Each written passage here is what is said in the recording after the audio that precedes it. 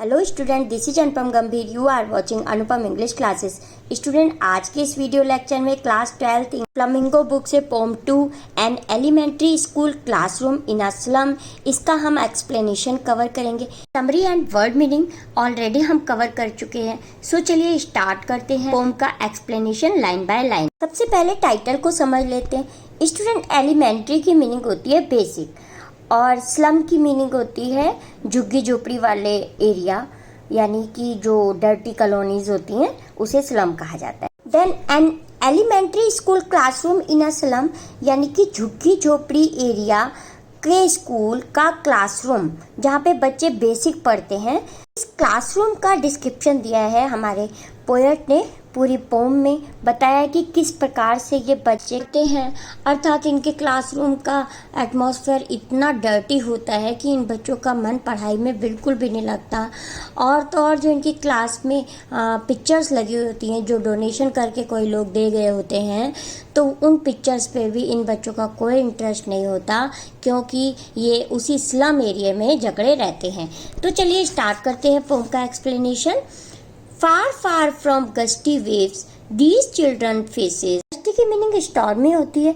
इन बच्चों का डिस्क्रिप्शन देते हुए पोएट कहते हैं कि इन बच्चों के फेस एक स्टॉर्म की तरह होने चाहिए, बहुत खिले हुए होने चाहिए, लेकिन ऐसा बिल्कुल भी नहीं है। और कैसे उनके फेसेस हैं बता रहे हैं, लाइक रूटलेस वीड्स। वीड्स किसे कहते हैं स्टूडेंट? Useless plant. और कहते हैं हमारे ऑथर, हमारे पोएट, कि जो इनके बच्चों के फेसेस हैं वो एक रूटलेस वीड्स है, ऐसे प्लांट है जो यूजलेस है, बिल्कुल उखाड़ के जिनको फेंक दिया जाता है। इस टाइप से इन बच्चों के फेसेस लग रहे हैं। क्यों? क्योंकि इन पे ध्यान देने वाला कोई नहीं है। The hair turn round their pallor. Pallor की मीनिंग होती है पेलनेस या डल फेसेस। तो इनके डल फेसेस के ऊपर इनके जो बाल हैं वो बिखरे हुए हैं। The tall girl with her weighed down head. Class की एक बच्ची का डिस्क्रिप्शन देते हुए पोएट कहते हैं कि एक बहुत लंबी सी गर्ल है, लेकिन लंबी तो वो है, लेकिन उसका जो फेस है वो उसने बिल्कुल अपना मुंह नीचे झुका रखा है। वेट डाउन की मीनिंग होती है बेंट, यानी कि उसने अपना फेस बिल्कुल नीचे किया हुआ है।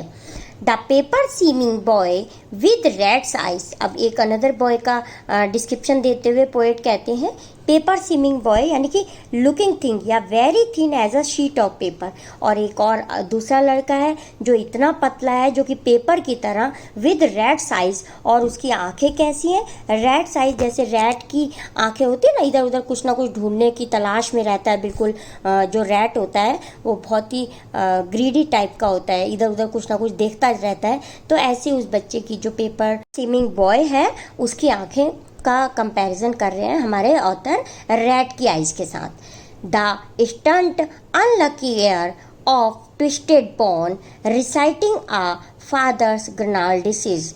अब एक अनदर बच्चे का डिस्क्रिप्शन देते हुए कहते हैं स्टंट मतलब क्या होता है? विद एबनॉर्मल ग्रोथ या नॉट फुली ग्रोथ। अब एक दूसरे बच्चे के बारे में कहते हैं कि ये बच्चा है जिसमें पूरी तरह से उसकी ग्रोथ नहीं हुई है और ये अनलकी है। अनलकी है मतलब बिल्कुल अभाग्य बच्चा है कि इनको है आयर का मतलब था सक्सीसर, यानी इस बच्चे को विरासत में अपने फादर से क्या मिला है? नाल डिसीज। नाल डिसीज की मीनिंग होती है स्टूडेंट ट्विस्टेड या रफ, ट्विस्टेड, मुड़ी हुई। तो मुड़ी हुई हड्डियों की बीमारियां, इतनी पतली हड्डियां हैं जो बच्चे की, तो उसको कहते हुए पोएट कहते हैं कि लग रहा है कि इसको अपने फादर से मुड़ी हुई ट्विस्टेड बोन की बीमारियां मिली हैं। His lesson from his desk. अब वो वहाँ से अपना लेसन रिसाइट कर रहा है क्लास में अपने डेस्क से, यानी कि वो इतना दिक्कत है उसको अपनी बोन से, जिससे कि वो अपने डेस्क पे खड़े होकर पोएम या अपना लेसन रिसाइट कर रहा है। At back of the dim class one unnoted. अब एक दूसरे बच्चे का डिस्क्रिप्शन देते हुए यहाँ पोएट कहते हैं कि एक और बच्चा है जो डिम लाइट में पीछे की बेंच पे बैठा हुआ है, स्वीट एंड यंग, बहुत क्यूट सा है, प्यारा सा है और यंग भी है। His eyes live in a dream of squirrel game in tree room other than this.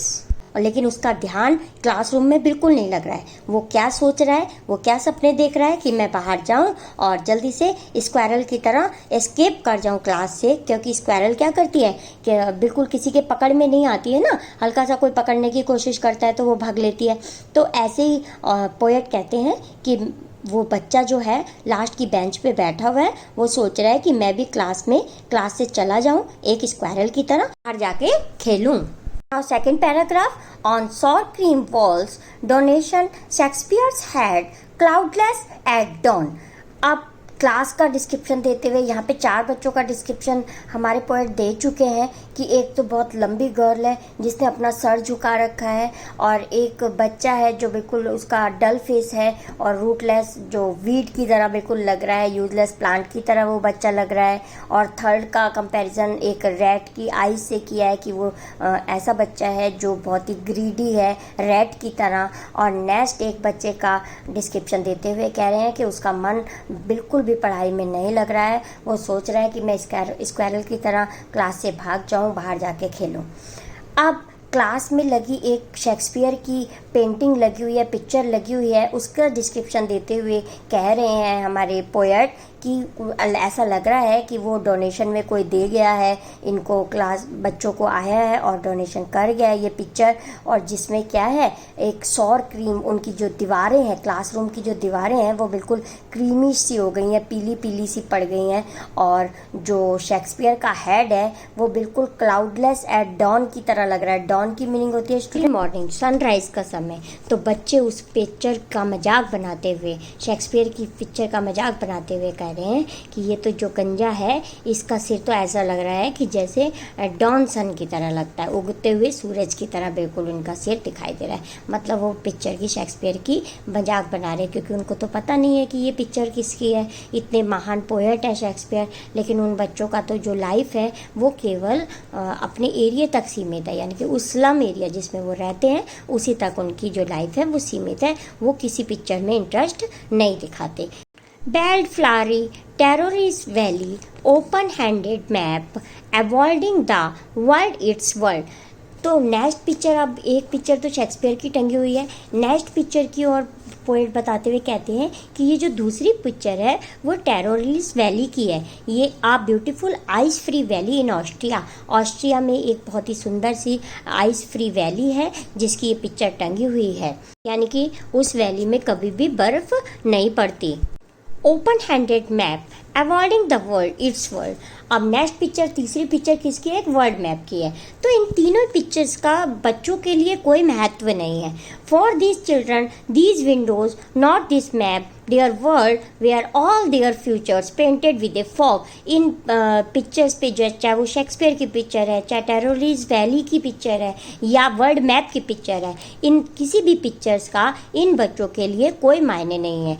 उनका फ्यूचर तो एक फॉग की तरह पेंटेड है, अर्थात उनका धुंधला फ्यूचर है जिनसे उनको कोई मतलब नहीं है। बाहर की दुनिया में वो बिल्कुल नहीं निकलते, ना देखते, उनको कुछ नहीं पता कि बाहर क्या हो रहा है। वो केवल अपने स्लम एरिया में ही जकड़े हुए हैं। और नेक्स्ट पैराग्राफ 2 ही लाइंस का है, लास्ट में आप देख सकते हैं, a narrow street sealed in with a lead sky far far from rivers, capes and stars of world. Poet कहते हैं कि जो इनका फ्यूचर है वो एक नैरो स्टेट, यानी कि पतली सी गली की तरह है जो कि आगे जाके सील्ड है, यानी कि बिल्कुल ब्लॉक है। इनका फ्यूचर बिल्कुल बंद हो चुका है, ब्लॉक हो चुका है। With a lead sky, lead sky की मीनिंग होती है स्टूडेंट डल लुकिंग स्काई।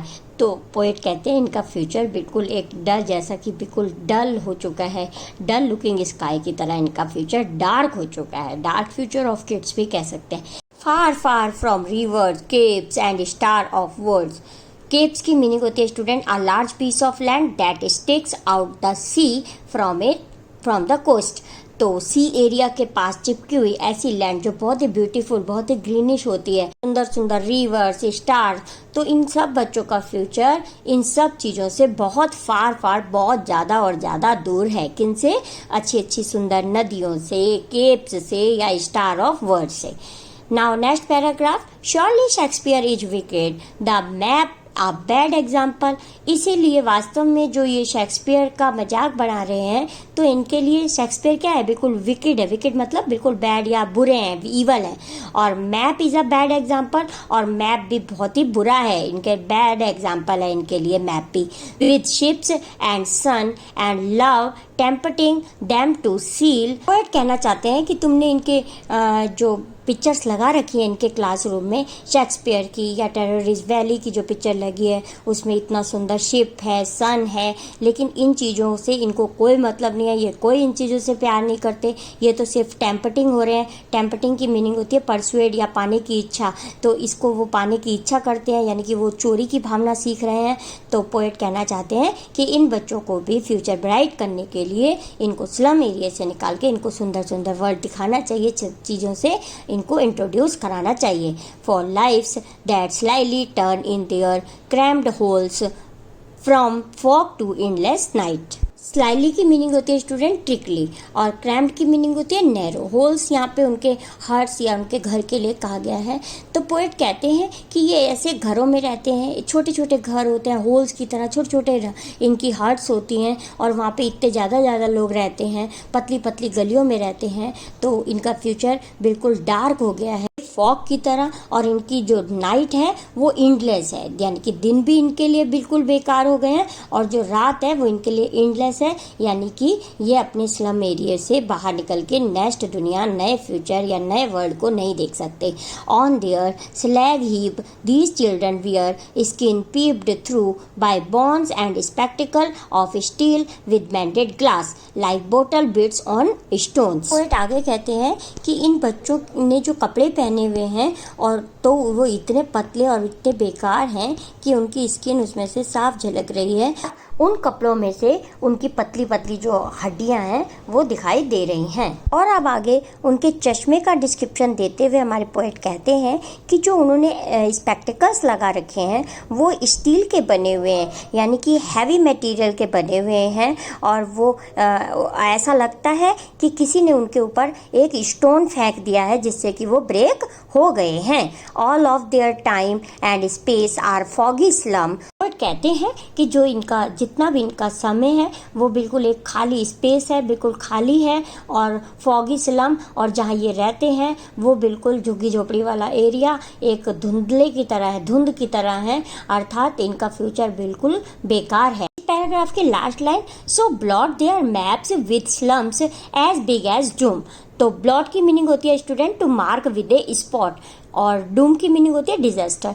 तो हमारे जो पोएट है वो कहते हैं कि इनको भी एक वर्ल्ड मैप के ऊपर ब्लॉट किया जाए, यानी कि मार्क किया जाए, इनको भी दिखाया जाए, और इतना बड़ा बड़ा मार्क किया जाए कि इनके एरिया को डिजास्टर की तरह, डूम यानी कि डिजास्टर की तरह बहुत बड़ा बड़ा मार्क किया जाए, और इनको भी आइडेंटिफिकेशन दिया जाए। अनलेस गवर्नर इंस्पेक्टर विजिटर, अब पोएट कहते हैं कि तब तक इनका फ्यूचर नहीं सुधरेगा, तब तक लाइफ इनकी नहीं बदलेगी, जब तक कोई गवर्नर या इंस्पेक्टर या विजिटर इनके एरिया में जाकर इनका इम्प्रूवमेंट ना कराए। Shut upon their life like catacombs. Catacombs की मीनिंग होती है स्टूडेंट केव्स, और हमारे पोएट कहते हैं कि इनकी जो मैप के थ्रू इनकी विंडो को ऐसा दिखाया जाए कि जिससे ये पूरा वर्ल्ड देख पाएँ, और जो इनकी जो लाइफ है कैटाकॉम्स हो गई है, यानी एक केव्स की तरह बिल्कुल अंदर बंद हो गई है, उससे भी इनको निकल के इनका बाहर निकाला जाए तथा इनका इम्प्रूवमेंट किया जाए। Break o break open till they break the town. अब पोएट कहते हैं कि इनकी सारी विंडोज, जिससे केवल इनको स्लम एरिया ही दिखाई देता है, उन सारी विंडोज़ को तोड़ देना चाहिए और इनको उन विंडोज से बाहर निकालना चाहिए, अर्थात इनको सुंदर वर्ल्ड से इंट्रोड्यूस कराना चाहिए। And show the children to green field and make their world. और पोएट कहते हैं कि इन बच्चों को इनसे विंडो को तोड़कर बाहर निकाला जाए, ग्रीन फील्ड दिखाए जाए, और इनको इस वर्ल्ड से, सुंदर वर्ल्ड से इंट्रोड्यूस कराया जाए। Run as your own gold sand and let their tongues run naked into books, the white and green leaves open. तो यहाँ पे पोएट कह रहे हैं कि इन बच्चों को गोल्ड सैंड दिखाए, अर्थात बच्चों को इस ग्रीन वर्ल्ड से इंट्रोड्यूस कराया जाए और इनको बुक्स दी जाए और जो कैसी हो वाइट और ग्रीन लीव्स यानी कि वाइट कलर की बुक्स दी जाए, जिससे ये ग्रीन लीव्स यानी कि इस हरे भरे संसार के बारे में नॉलेज गेन कर सकें। टंग रन नेक्ड इनटू बुक्स, और इनकी जो जबान है वो इन बुकों को पढ़े और नॉलेज गेन करे। History their whose language is the sun. Last line में पोएट कहते हैं कि जो इनकी हिस्ट्री है, इनका जो वर्ल्ड है वो बिल्कुल एक सन की तरह ब्राइट करे और इनका जो वर्ल्ड है, इनका फ्यूचर है वो ग्रीन हो जाए, अर्थात ये हरे भरे वर्ल्ड के साथ इंट्रोड्यूस हो जाए। इसी के साथ स्टूडेंट हमारा ये आज का वीडियो लेक्चर कंप्लीट होता है। I hope this video lecture is very helpful to you. If yes, please like this video, share this video, subscribe my channel for more videos. Thank you so much for watching. मिलते हैं next video lecture में, तब तक के लिए bye.